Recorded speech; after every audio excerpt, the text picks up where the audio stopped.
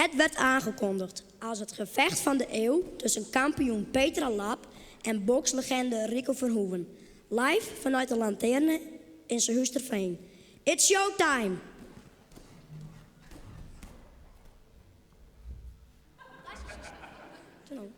Fantastische start van Petra Lap. Verhoeven heeft het moeilijk met haar stoten. Lap raakte met een directe stoot. Verhoeven valt weg. Lap komt naar voren met haar rechter. Wat een nijd! Gaat Lap voor goud?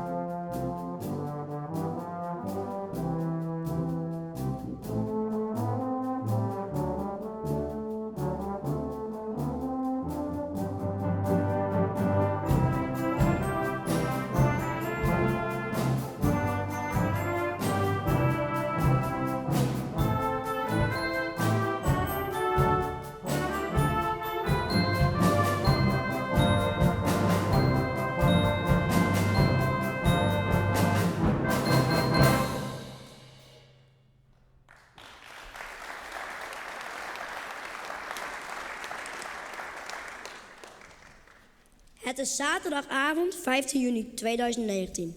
We kijken live naar de wedstrijd Oranje tegen Brazilië.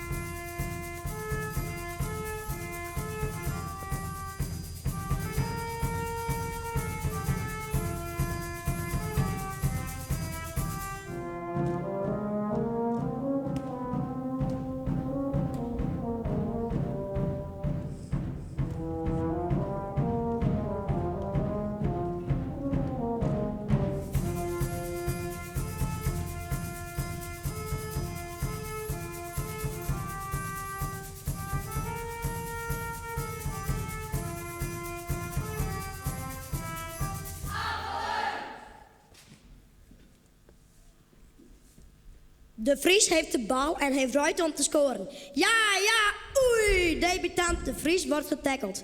De Vries ligt. Zal dit een penalty worden? Wat zal de scheidsrechter beslissen? Ja, een penalty! De Vries neemt hem zelf. Hij legt de bal op de stip. Zal dit een beslissende doelpunt worden? Gaat De Vries voor goud?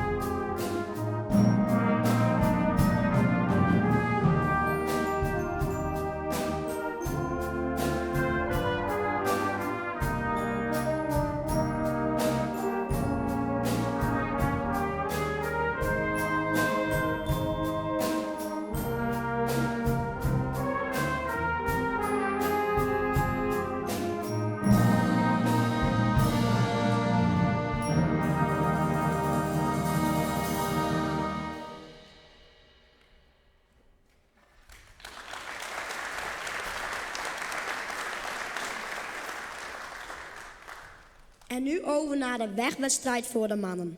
Het parcours van de Olympische wegwedstrijd is ruim 240 kilometer.